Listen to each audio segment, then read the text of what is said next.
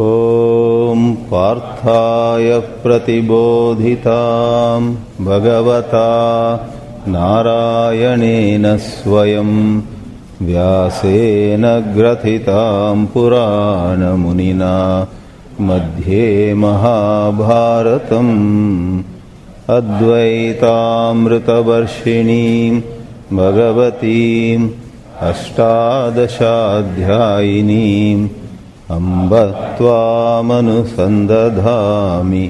भगवद्गीते भवद्वेषिणीम् नमोऽस्तु ते व्यासविशालबुद्धे फुल्लारविन्दायतपत्रनेत्र येन त्वया भारततैलपूर्णः प्रज्वालितो ज्ञानमयप्रदीपः प्रपन्नपारिजाताय स्तोत्रवेत्रैकपाणये ज्ञानमुद्राय कृष्णाय गीतामृतदुहे नमः। Om. For these 5 evenings we are all set to study this celebrated book, this song celestial, as Edwin Arnold called Bhagavad Gita. We are ready now to start our study of this scripture. However, though it appears that we are going to study a book, think about it. We are actually, through this book, studying our own life. Books are to act as mirrors so that we may know ourselves better. Really speaking, true spirituality is about self-knowledge. In my talks, I shall attempt sharing with all of you how self-inquiry, a greater understanding of ourselves, come about through these scriptural studies. Books, symbols, various systems all play a role, no doubt. However, the true benefit of all this study is to understand our own life better and slowly be free of very many confusions, misunderstandings, false identifications, etc., that generally mark our life. In Sanskrit you have a word, Swadhyaya. That very word Swadhyaya, for most beginners, has the meaning studying by oneself without the help of a teacher, or maybe a teacher has given some idea, then one sits down and studies on one's own. So it is translated into English as self-study. Again, by that word self-study, an English word, most people would understand, all right, we study now by ourselves with no external help. But interestingly, both the Sanskrit words Swadhyaya, Swa Adhyayana, and the English word self-study have the hidden meaning. It is study of the self. You begin with study by the self, but very soon, if your alertness, if your level of vigilance is more, you understand that it is study of the self. As all of you know well, I am especially drawn to the way Sri Ramana Maharshi has put things, where the most important question in his literature we find is, who am I? Self-inquiry who am I, or self-observation, which seems to be the flavor of the teachings of Sri Krishnamurti, self-observation, both keep an eye on the self. And I will try to show, as I shall offer comments on these verses of the Bhagavad Gita, that these verses, famous as Sthita Prajna Lakshanas, actually hold a mirror to the self in operation in us. Our egoism, or use a simple word, our mind. Sri Krishnamurti used to appeal to people, observe the movement of the mind. Now, sometimes we get stuck in books, sometimes we get stuck in particular teachers, Ramana or Krishnamurti, Ramakrishna, or that also, please mind you, can be a diversion. I began saying, as we become more alert, our eyes are upon our own self in operation. What is meant by self in operation? What is meant by self-study? What is this self? This self is made of all these things that happen in our mental zone, our anger, our irritation, our feeling great at times, or at other times our feeling low. And all our waking hours, we are in the grip of the self, in a manner of saying. Right now, even as this lecture is going on, is anyone free from the self? Is the speaker free from the self? The audience in their own ways, and the speaker also in his own way is caught in the self. I am this. Oh, I am speaking well. Suppose a thought arises. It's a judgment. Or suppose, imagine, God forbid it not happen, I forget everything. I make mistakes. I mispronounce. As the notorious example goes, instead of saying immortal self, in the Vedanta we have, I mispronounce and say immoral self. And then all of you have a laughter and you forget next moment. But the self-conscious speaker, suppose he is very nervous about it. In front of this San Jose audience, Bay Area audience, what a terrible mistake I made. And I don't get sleep even at night. Now, I in fact want to avoid going much into humor, for think of it, humor is something that people welcome, no doubt, but humor itself is sometimes a digression. At the end of the 5 days, it is not important that you have many new jokes in your bag. What is important is maybe some insight into real life.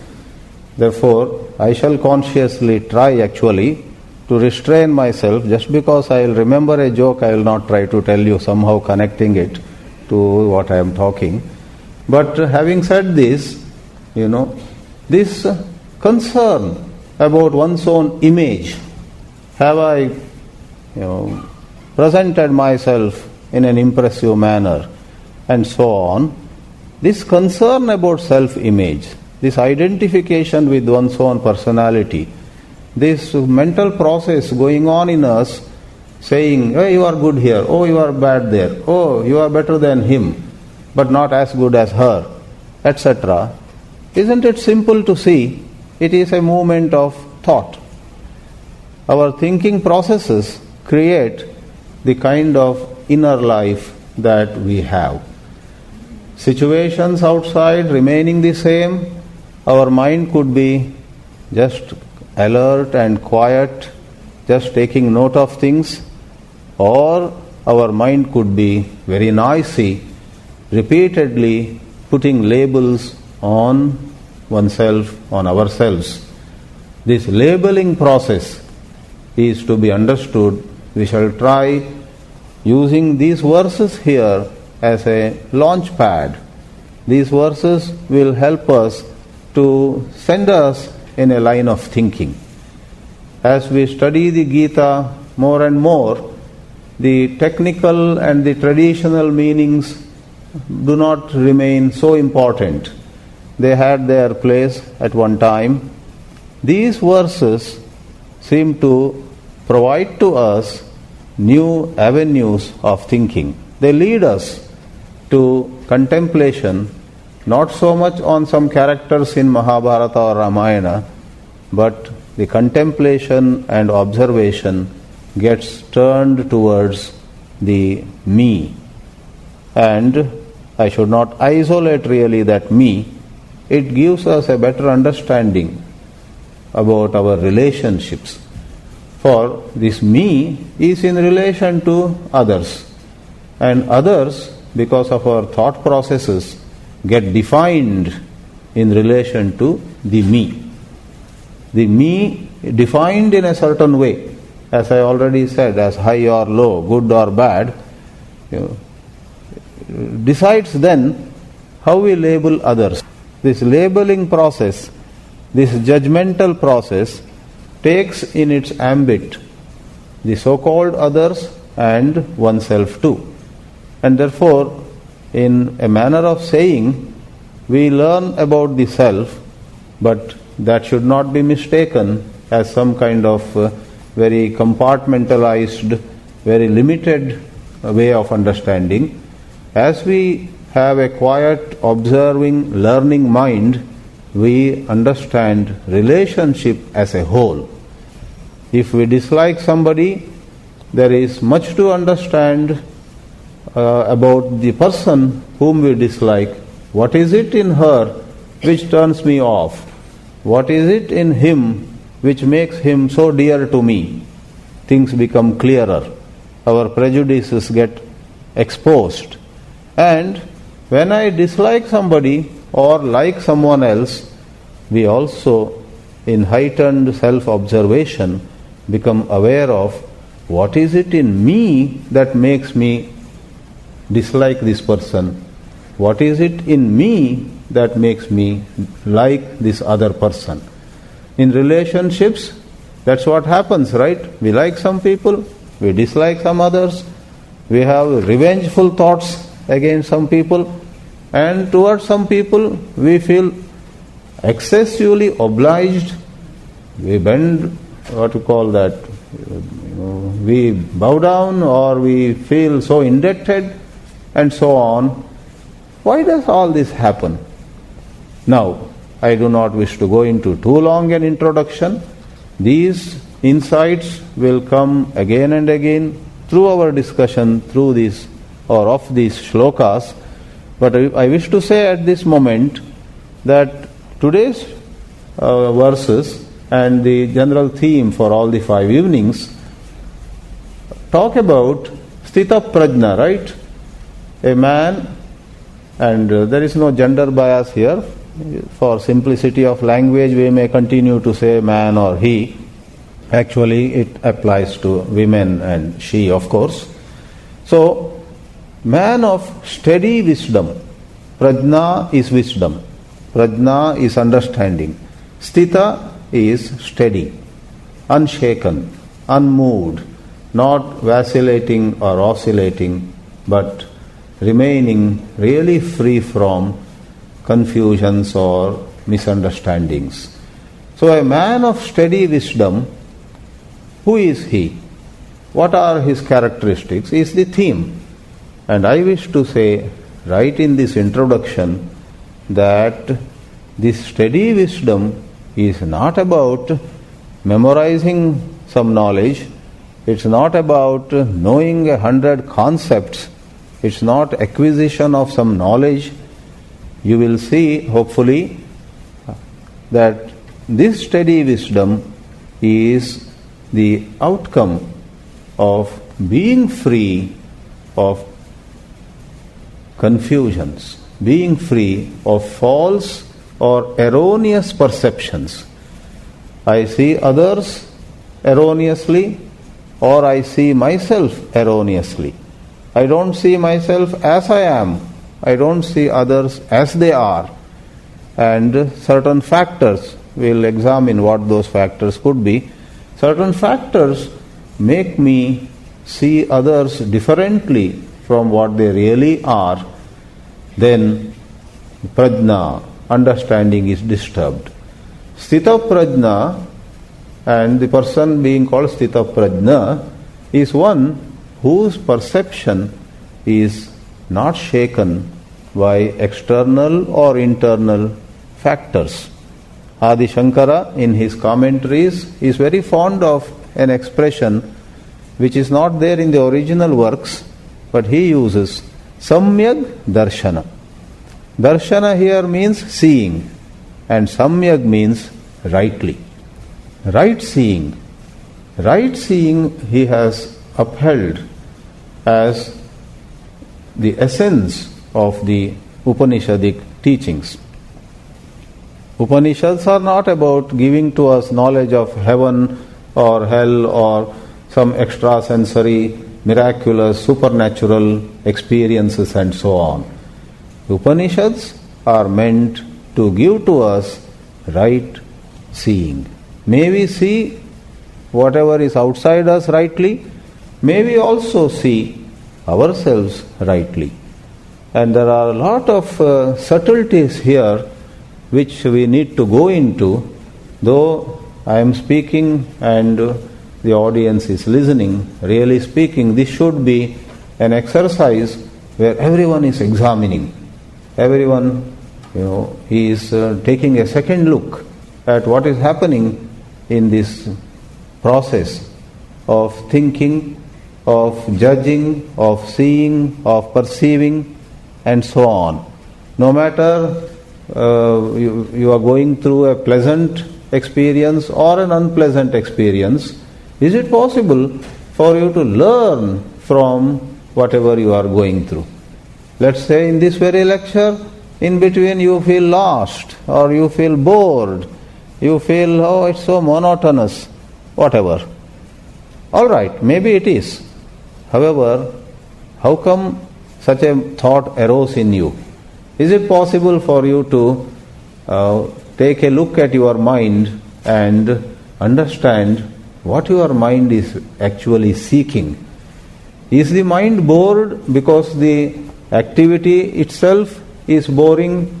Is the activity or is whatever going on fully responsible for your boredom?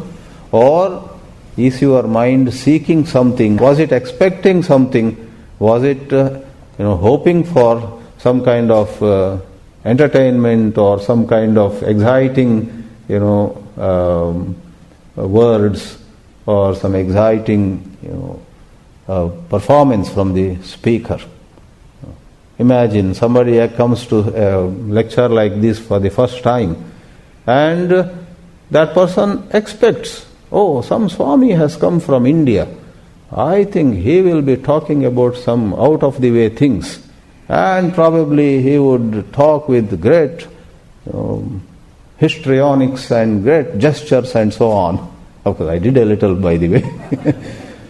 And if the speaker by and large is not into any drama, not into any flowery expressions, and because of that the visitor got disappointed, his or her mind started wandering, who is really responsible?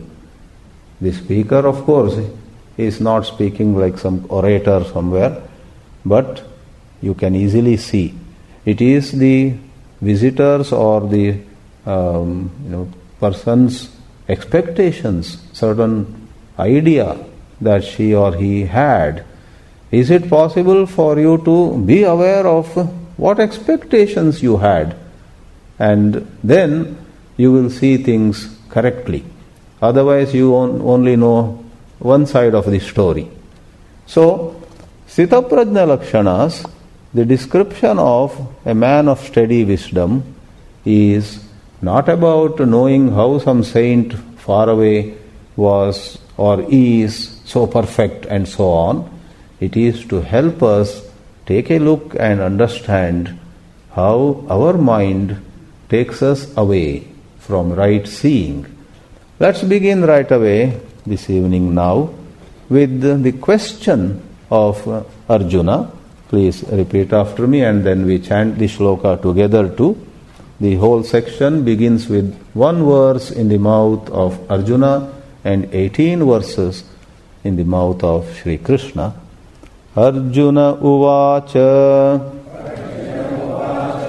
Sthita prajnasya ka bhasha Samadhistasya keshava Sthitadhi kim prabhasheta Kimasita vrajeta kim. Together, Arjuna uvacha Sthita prajnasya ka bhasha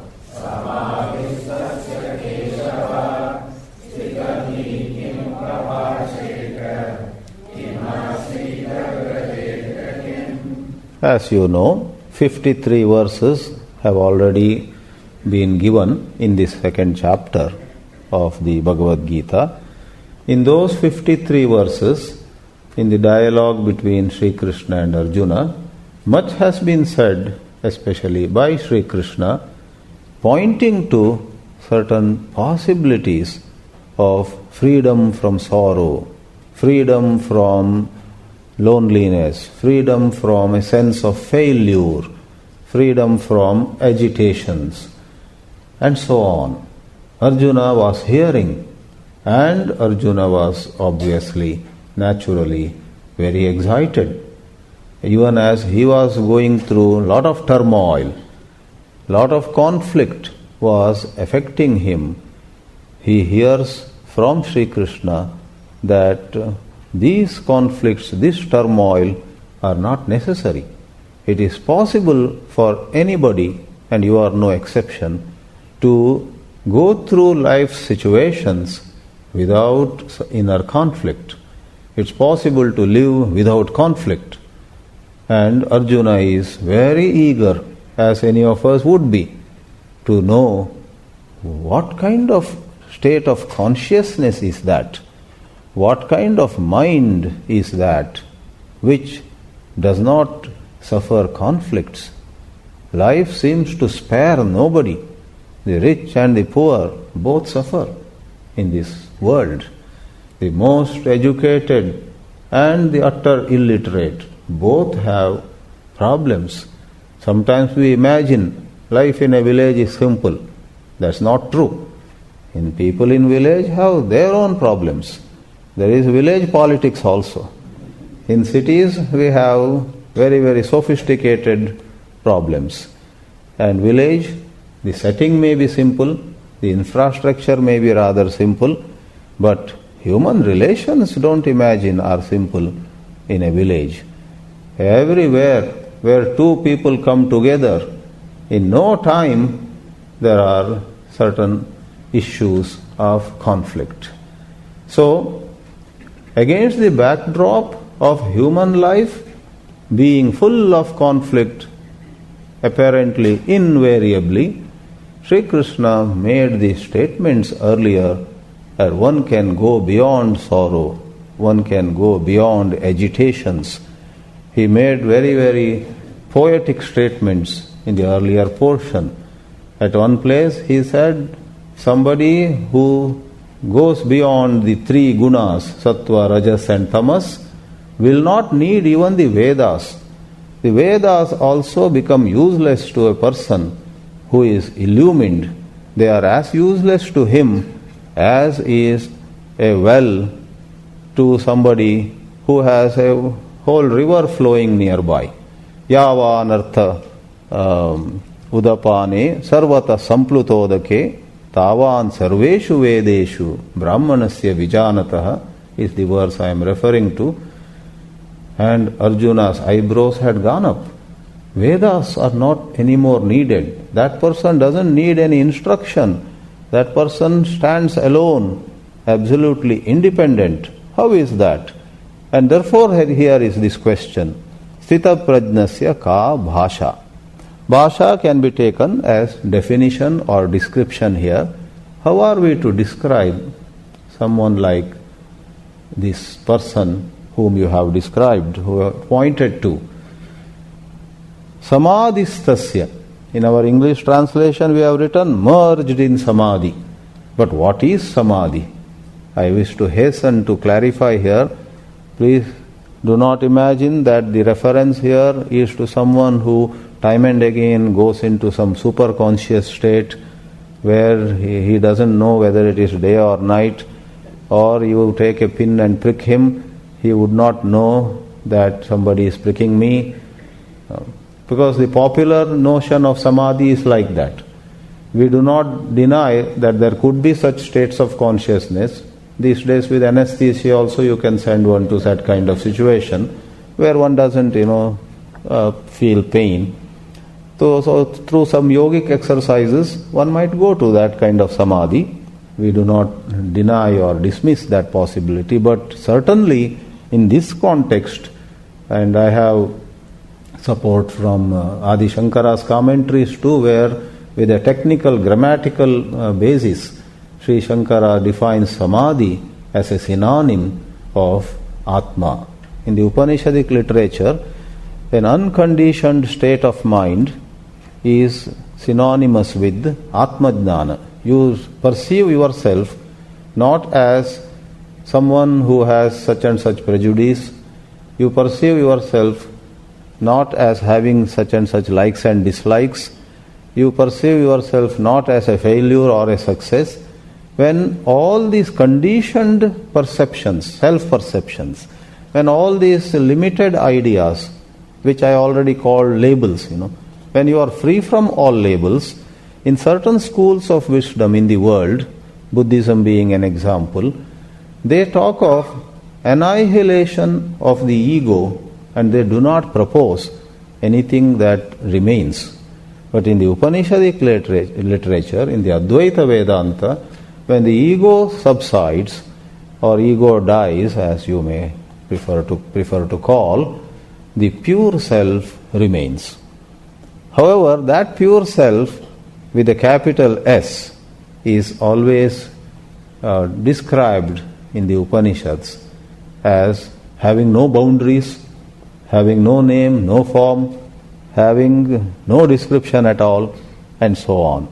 Therefore, the difference really between such schools of thought which say there is no pure self at all, the ending of the limited self is all there is to this matter, and the Upanishadic system where the so-called pure self, Atma, is talked about, is hardly anything. There is hardly any difference. Suppose the Upanishads had talked about a certain pure self which stands apart from others, which has its own boundaries, which has time-wise or space-wise limitations, then that would be a significant difference. However, the absence of the self, ego, absence of the limited I, and there being nothing else, and the Upanishadic stand that there remains the pure self, have very little difference, really speaking. That's how I see it. And now, the word samadhi in the Shankara tradition stands for that pure Atma. So therefore, what is samadhistasya, the word here? Or we would go by the English translation also, merged in samadhi. It's not in some superconscious state, but it is staying well anchored, staying very clearly and firmly in that I, which is without any boundaries. You and I, when we are in the grip, in the clutches of memories, at times think of ourselves as a failure, and other times when the memories are from some another period of time or related to another situation, we think of ourselves as successful. I am the most successful person here in this group. Some other time, everybody went there, I did not reach there. So both are labels. When such labels go away, there is just seeing without the burden of I am this, I am that. And think of it, practically speaking, most of the times when we are into some activity, when we are doing something, there is no need really to carry a judgment, to carry a label on ourselves, about ourselves. The simplest example could be, tomorrow morning, take a look at the sunrise. Even as you see the sunrise, be quiet, be aware, and keep an eye on how your mind is functioning. Quite likely, even though the sunrise is so beautiful, quite likely you would be carrying a thought, I missed that promotion.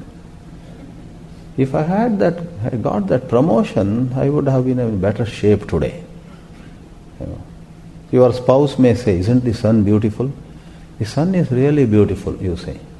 But you don't say something that is in your mind. If I had got that promotion, the sun would have been more beautiful. So whether you got the promotion or you did not, in other words, who I am, who you are, in reality, we don't know what it is. But your thought at that moment is creating a noise. Picking one little piece of memory, this matter of some promotion you missed whenever, this thought process is saying you are the unfortunate one. This is a noise.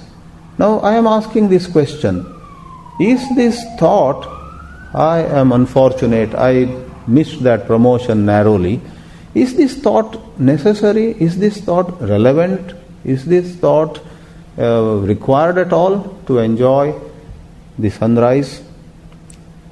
That is where you may see that lot of our thoughts are unnecessary. And generally, hastily we ask, that's exactly what we want to know, Swamiji, tell us the secret, how to not think. That's where I said there are subtleties. If we convert every matter into this how-to business, we wish God had given us a button somewhere in the body, accessible only to us. Some thought comes, we don't want it, just press that button, thought goes down. How wonderful it would have been. That's the problem. God didn't think enough while creating us. If you think, gone. Then that's another distraction, another digression.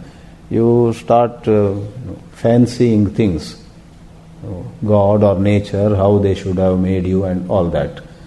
So we are going to try in these lectures themselves how, if at all, I'm using the word how by way of limitation of language, how at all thought could really go away.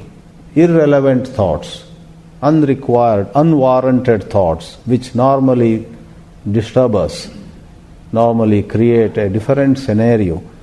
Many of us, while watching that sunrise, might hardly see the sun.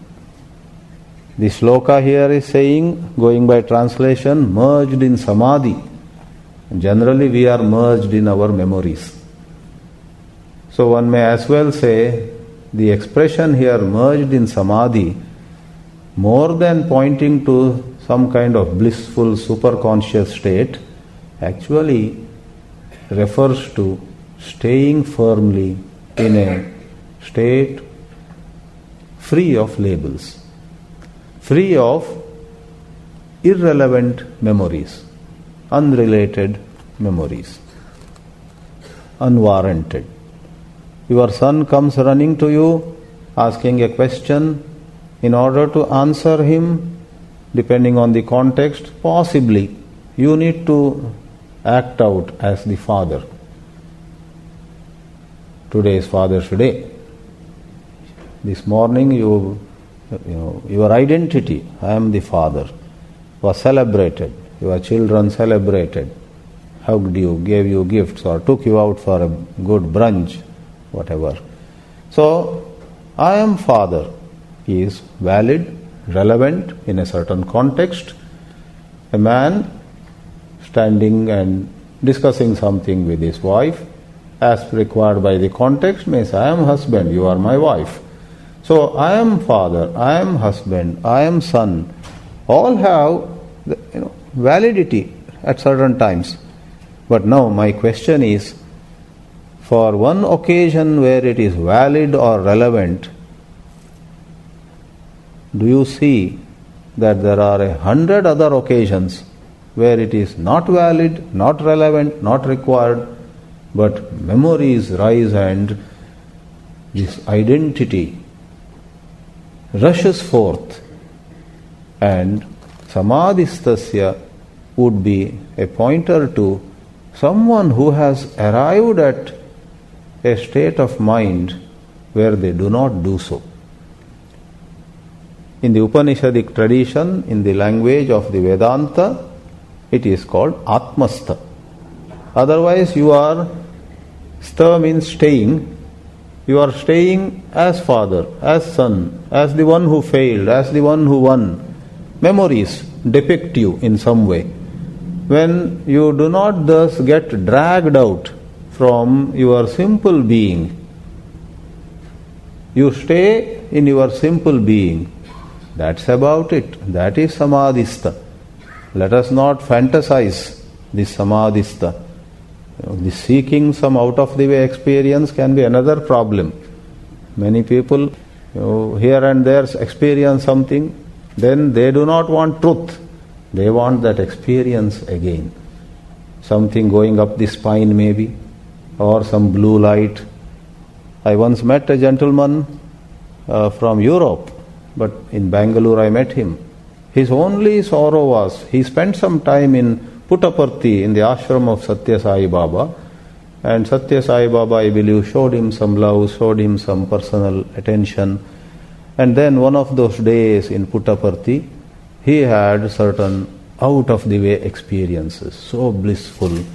He felt so good, as though all his problems were solved forever, etc. And then after some time that experience completely stopped. He sits down after his morning tea and he imagines, okay, now I'll go into bliss. But that bliss would not come. And he was so shaken. And he went to Baba, but by then Baba also was paying attention to others. Baba perhaps just said, oh, don't worry, some answer he might have given. He didn't receive the same attention as before. He felt very let down. Then he left Puttaparthi. That's how he was in Bangalore, staying somewhere and wondering. And his mind was so disturbed. I left Europe, my country, I came to India and I got that experience. But why is that experience not continuing? Why have I lost that experience? He is so agitated. You see, this attachment to a certain experience. So samadhi or any other kind of experience is not the crux of the matter. In the Upanishadic tradition, no importance is given. Please note, no importance is given to some supersensuous experience. If it happens, we have no objection. If it stops, we have no problem. It is secondary. As we already labor to say, in the Upanishadic tradition, in what we call pure Jnana Yoga, the way of wisdom, what is important is to see rightly. If a certain memory is unwarranted, see it as utterly useless. That seeing makes that memory go away. Whereas if you don't see that memory as unwarranted, irrelevant, the memory rises, you think this memory rising is a problem. But I would say, memory rising is not so much a problem. You are getting excited about that memory. You are hugging that memory. You are asking that memory to stay on. You get attached to that memory. Then it will stay on. You are breathing new life to that thought. Is it possible for you to see some memory that rises gently, neither hugging it nor pushing it away? Don't do either of it. Look at thoughts, look at your memories, look at whatever rises in you dispassionately, without a bias. Then rest assured the right thing will happen. Samadhistasya has that significance. One who doesn't get trapped or one doesn't get hijacked by this or that thought. One stays as one is. You are fine by yourself, but generally you allow your thought to hijack you. If you are alert, that hijacking would not take place.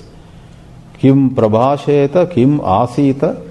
These are some more ways of asking, tell me how he lives, how he handles situations, how he treats others, or when people treat him in different ways, how he reacts or does not react, whatever. And now begins the portion of 18 verses. As you know, Mahabharata had 18 parvas, the Yuddha took place for 18 days, Bhagavad Gita has 18 chapters, and this famous portion also has 18 shlokas. But let me not waste time on what is the significance of 18 now and so on. I think let us try to stay on the significance of the formation of the self, why we come under self-judgment and then suffer. The tragedy of life of many of us, if not all, is though there are 100 reasons for us to celebrate and be happy, we got stuck with one thought which makes us unhappy. Why does it happen? What is the psychology? That should be more important than the significance of 18. I once asked a very wonderful teacher, why are there 18 shlokas? He said, there are 18 reasons for that, but don't waste your time. He didn't even tell one of those 18. I'm sure he used the expression in a humorous way. There could be 18 reasons, but why are you bothered about it? Anyway, Shri Bhagavan Uvacha Prajahati yada kaman Sarvan partha manogatan Atmanyevatmana tushtaha Stita prajnastadocyate. Together, Shri Bhagavan Uvacha Prajahati yada kaman Sarvan partha manogatan Atmanyevatmana tushtaha. Again, Dukkeshvanudvigna manaha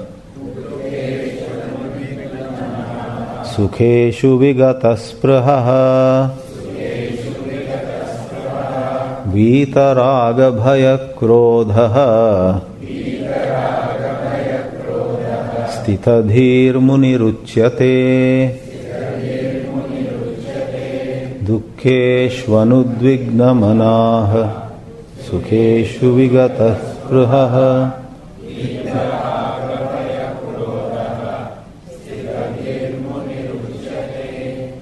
It's rightly said in the Vedanta literature itself that the truth actually is beyond words.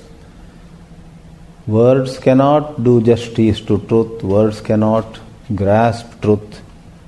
The famous Vedic statements are often quoted, Yato vacho nivartante aprapya manasasaha.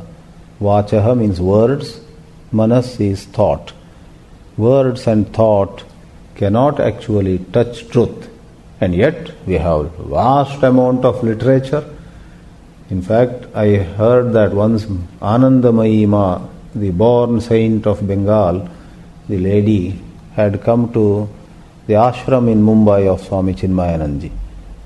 And Swami Chinmayanandaji received her with much love and respect, led her inside to a hall, and 200 people were very eager there to hear her, to listen to her. And Swamiji requested her, "Ma, please speak something." And Anandamayi Ma said only one sentence, "Kehne ko kya hai?" What's there to say? And literally she didn't add one word. Now, in Chinmaya Mission, where I am also trained, we are very fond of talking. If all of you leave now, I will just speak for another half an hour.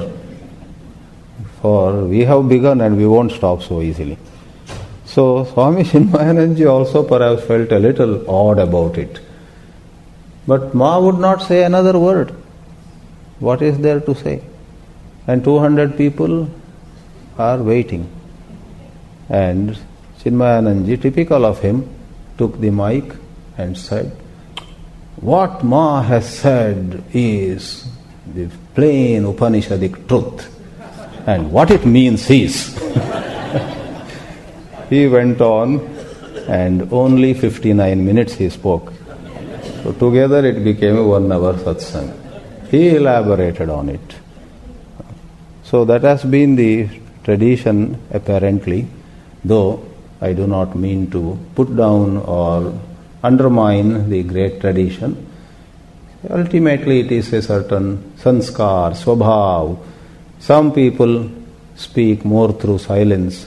Some people like to give lengthy, detailed and expression to their insights.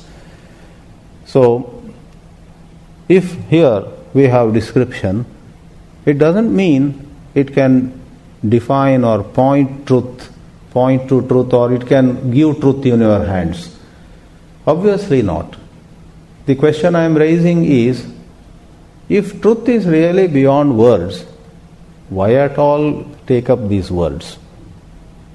Why take up these words of the Gita in the first place?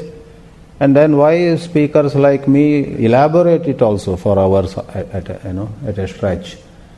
We say, words cannot take you to truth, no doubt. But words at the same time have a tremendous capacity in guiding you to a certain extent. Suppose, imagine, I look at it this way. Suppose there is a certain field and truth is beyond the field, in a manner of analogy. Words can take you to the edge of that field. They cannot take you to the truth. Words can take you as far as words can take you. They can take you quite far. They can really shake you up. In daily life itself, you and I get disturbed by just one word of somebody who means a lot to us. Why? Sometimes not even a word. Someone does not smile and our day is gone. And someone smiles, we say, "You made my day," with that $1 million smile. So let me not go into those things. But words in human life have a great amount of capacity. The truth of self-knowledge, Atmajnana, is far subtler, agreed, than what words can achieve. However, words are the only tools that we have. They are the tools with which we can clear the ground quite a bit.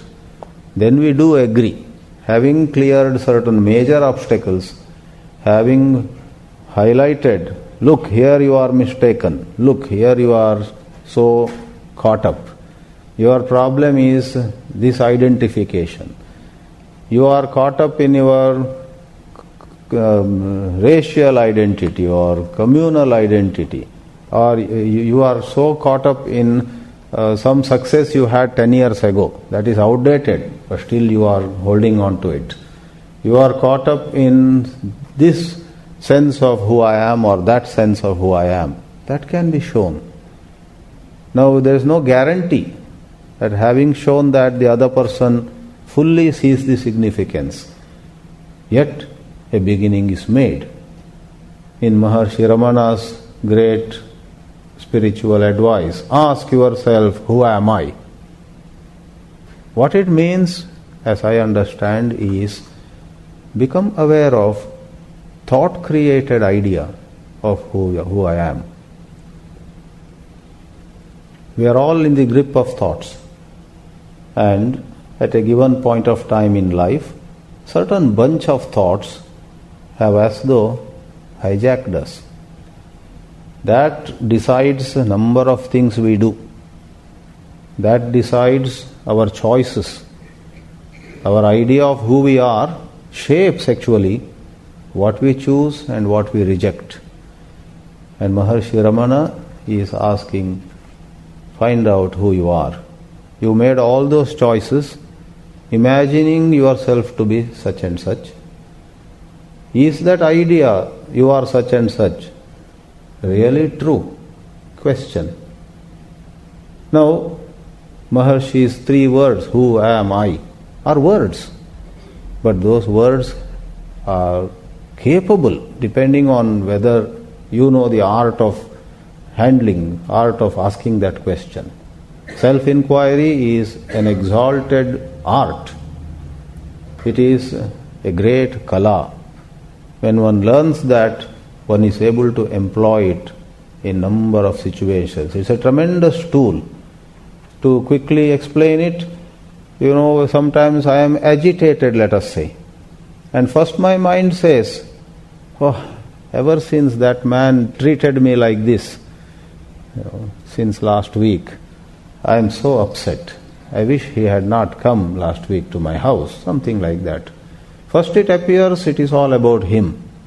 But in self-inquiry, if you slow down a little, you change the language. Since last week, I have been disturbed. Leave that man aside. What he said or did, I have been disturbed. And why did it disturb me so much? I am very attached to a certain position. By position, I don't mean just position in material terms. Even a position that we take about who we are. Suppose somebody like me thinks that I am a very good Sanskrit scholar. And last week I had a visitor who said, people think you are a good scholar, but in my eyes you are yet to cross Sanskrit 101. Made a comment like that in front of 2 or 3 other people. And that man went away. And first I am angry with that person. How dare he say like that in front of people, and so on. Later I find that I am so attached to this idea, I am a good Sanskrit scholar. So somebody may be attached to his or her looks. Somebody may be attached to some other position in the society and so on. Now, attachment is a mental phenomenon. Attachment is a psychological phenomenon. You may be very good looking, but to be attached to the thought, I am good looking, is a purely psychological affair. Somebody is very good looking, but not much attached to that, good looks. So Tom, Dick or Harry comes and says, you are good looking, or, I don't know what happened. You used to be looking so good in olden days, and something like that. You would just say, thank you.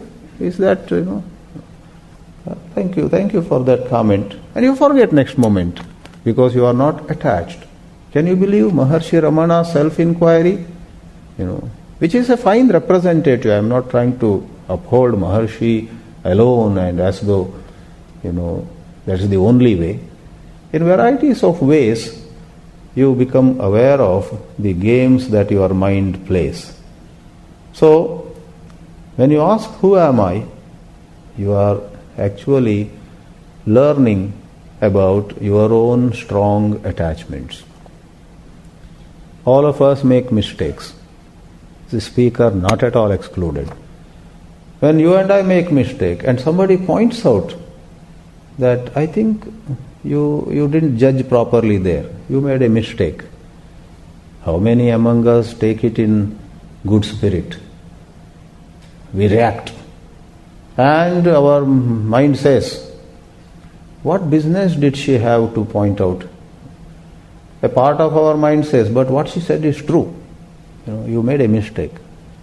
I know it is true, but did she have to say it? Or some other occasions, what she said was false. Then you say, see, it was utterly false. So whether it was false or true, we don't want to be judged wrongly. Now this is something that we have to learn about ourselves. Am I very attached to everybody always praising me? And when we see, yes, to an extent, we must question, we must keep an eye on that seeking praise, seeking approval, seeking recognition, seeking to be judged as Mr. Right, Miss Right, Mrs. Right, and so on. This is a phenomenon. And in this psychological phenomenon, there is this sense of I. Watch it. Then, as Sri Krishna says here, a transformation takes place. Sri Krishna's words go here, Prajahati yada kaman. In this very example that I constructed, seeking praise. Why do we seek praise? We seek praise, we hope that somebody praises us. First of all, we are attached to a certain image. Somebody is attached to his image as a Sanskrit scholar. Somebody is attached to her image as a good singer, let us say. Somebody is attached to his own image as an expert in some subject. To be an expert in a subject is perfectly all right. We need experts in every field. But we are not talking of being expert or not being expert. Please see the distinction. We are talking of a person who is perhaps an expert, and we are talking of that dimension. She or he is attached to that image. I am the expert here. Now, once you have a certain attachment to I am this, I am that, there follows, like corollary follows theorem, as a natural outcome of this attachment to an image, particular desires. And Lord is talking here, Prajahati yada sarvan kaman. Desire that others praise me. Or beginning with desire for certain sense pleasures. Desire for music, dance, desire for promotion, desire for fame, name, desire that justice be brought in this situation. He was unfair to me. I suffered. And if there is justice in this world, if God is watching, I would like to see with my own eyes him suffering in the same way as I did, if possible a little more, with a little interest. So these are our karma. Please do not mistake that Sri Krishna is talking about simple biological desires here. A hungry man desires food. Sri Krishna is not talking about giving up that desire. A thirsty person wants water. And what we regard as most natural to human life, mother loves children, children love their mother. All of us as human beings desire simple love. See, please see the distinction. I want you to love me. This is human aspiration. I want you to love me more than my brother. Please show that you love me more and you love him less. This becomes the psychologically created phenomenon. There is a dividing line. There is, he, my brother, should receive less love from you. I should receive more. So then you see this thought created this he and I. Otherwise, not only food and drink, but love and respect are all natural to us.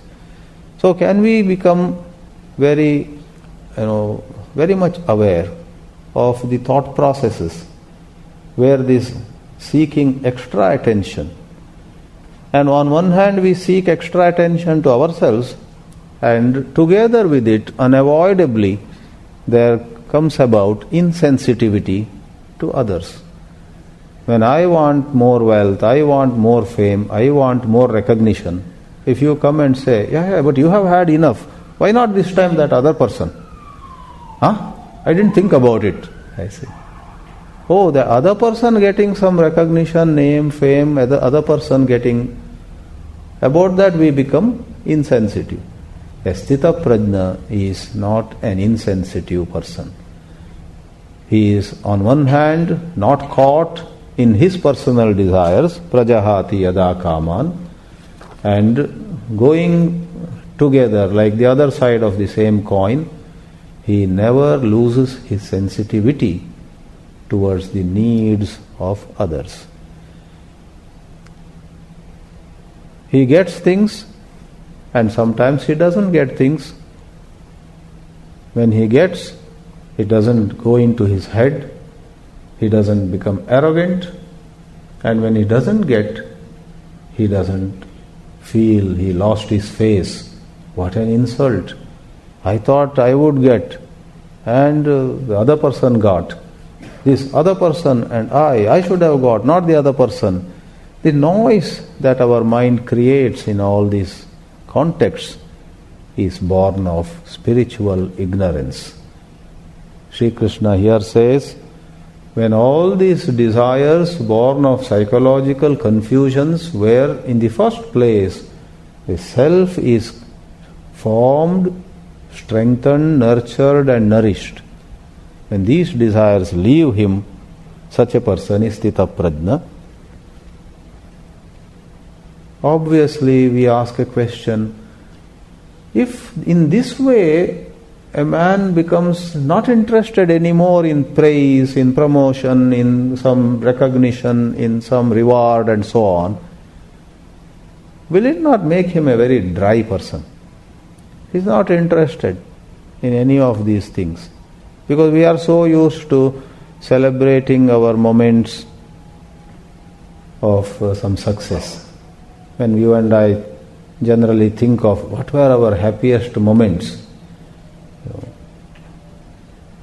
it is not unusual.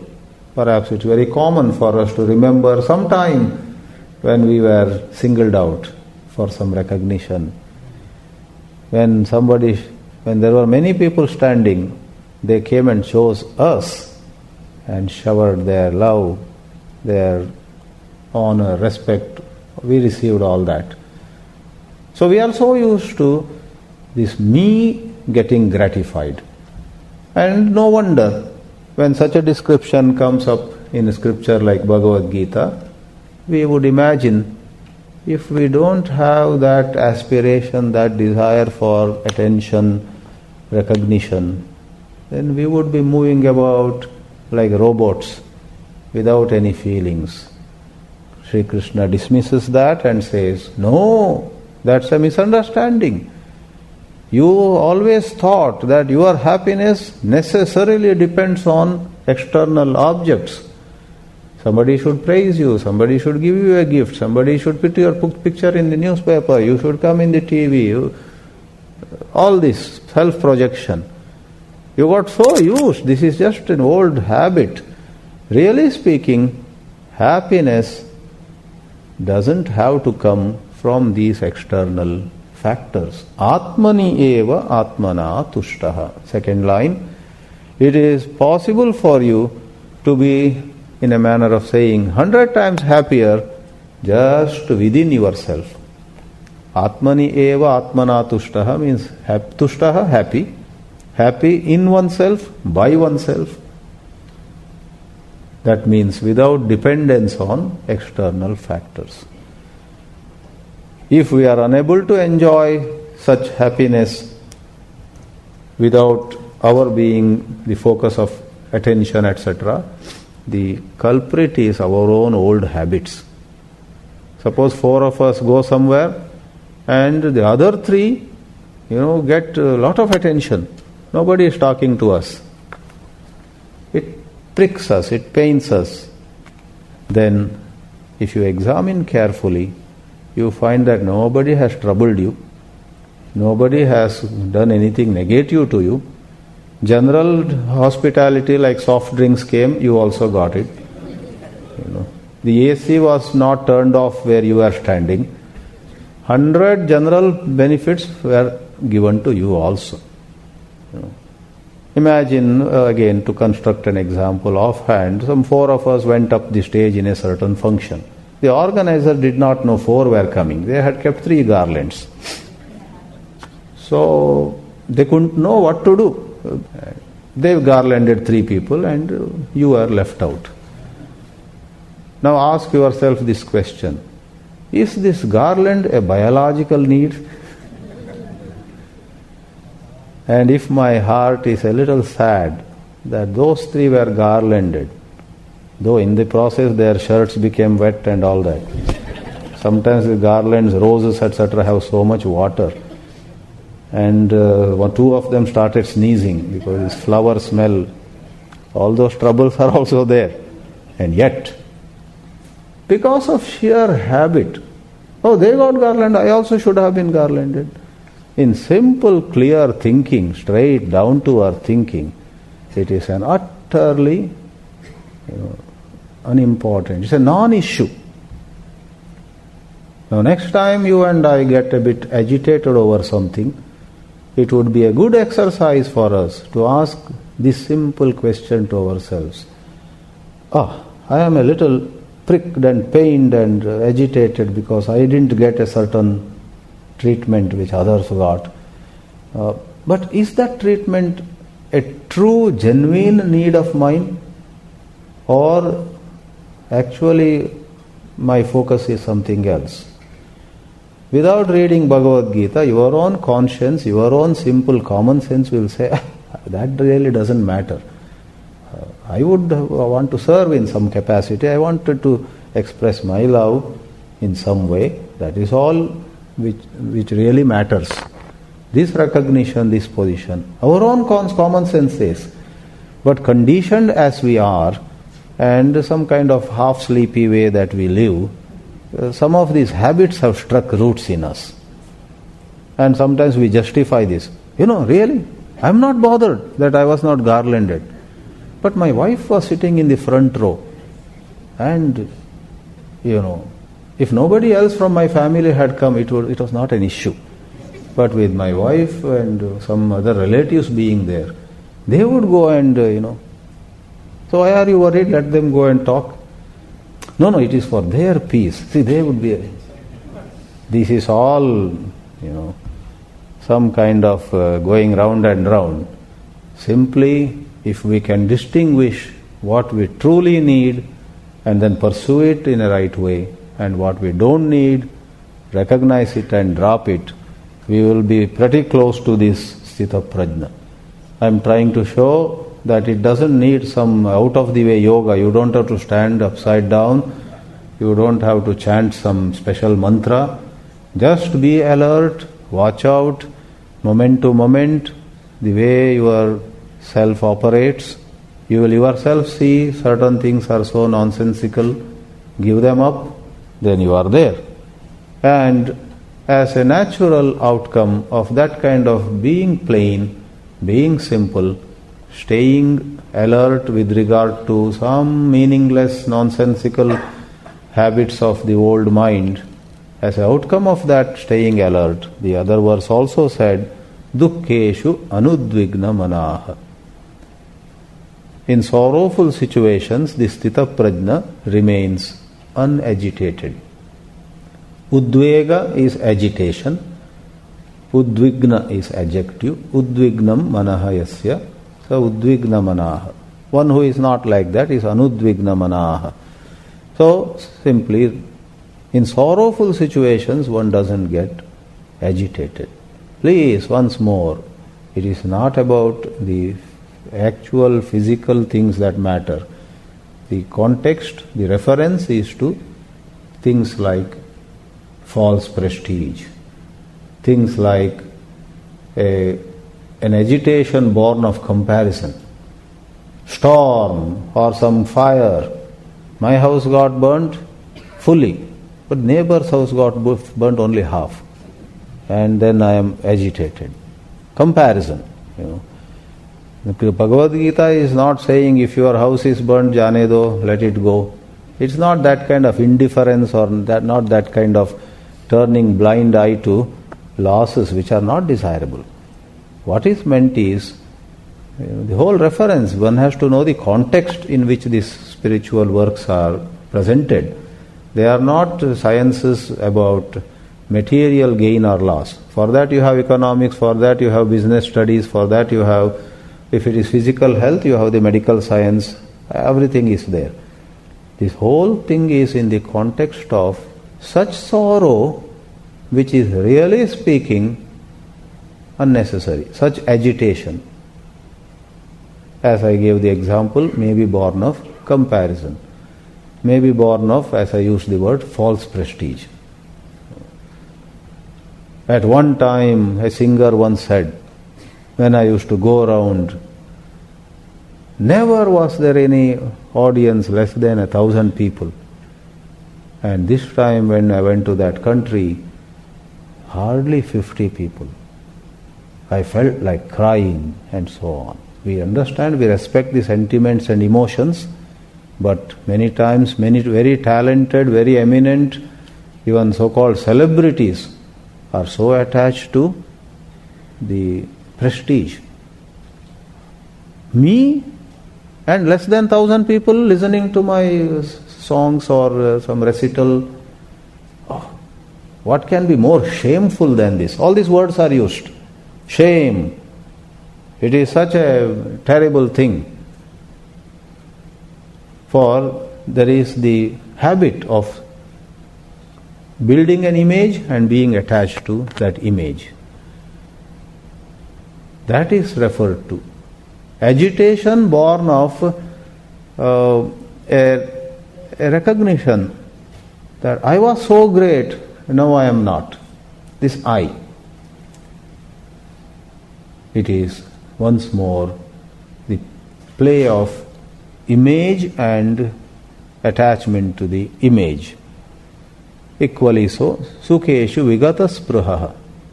When you are honored, when you are treated to even some sense pleasure and so on, if you enjoy the pleasure, some good food is offered, you enjoy. Bhagavad Gita is not against it. It's not criticizing. And if you say, wow, this is such good food, hope I'll get it again, that also is natural, no problem. But then the psychological dimension.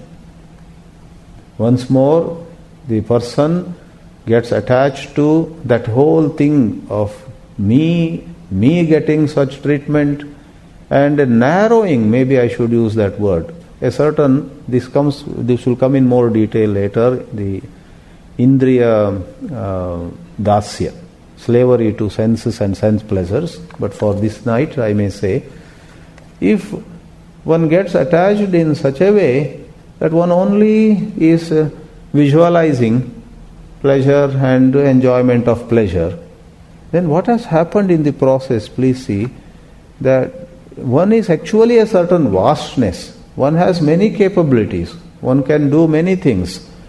But out of this attachment to some sukha, some pleasure, one is visualizing oneself only as the enjoyer of this pleasure.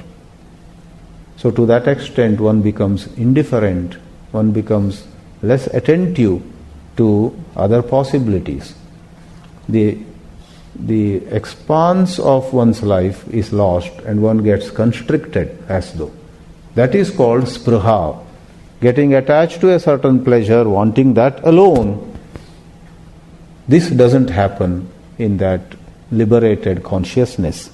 Vitaraga bhayakrodaha stitadihi muniruchyate. Stitadihi is a synonym of stita prajna. Sri Krishna says, When one's understanding is steady, I would once more say, when there is that flame of alertness burning brightly, then raga, bhaya and krodha, attachment, fear and anger, leave one's bosom. One is free. The word vita means visheshena ita. Ita means gata. Vita means visheshena gata. They have gone as though gone forever. What have gone? What has left him? Raga, bhaya and krodha. Raga is attachment, and when there is attachment, we are attached to something, there is fear of losing it. And when we are attached to something and somebody is trying to take it away from us, we get angry. So in the string of 3 words, there is a lot of logic and a lot of neatness in the making of the string. Raga leads to bhaya, raga leads to krodha. Attachment leads to fear of losing what we are attached to, and attachment leads to anger when somebody or something is likely to take away from us what we are attached to.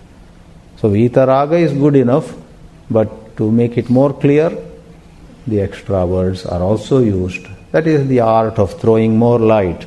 For those who have the eyes to see, one word is enough. Those who need a little more help, a few more words are supplied.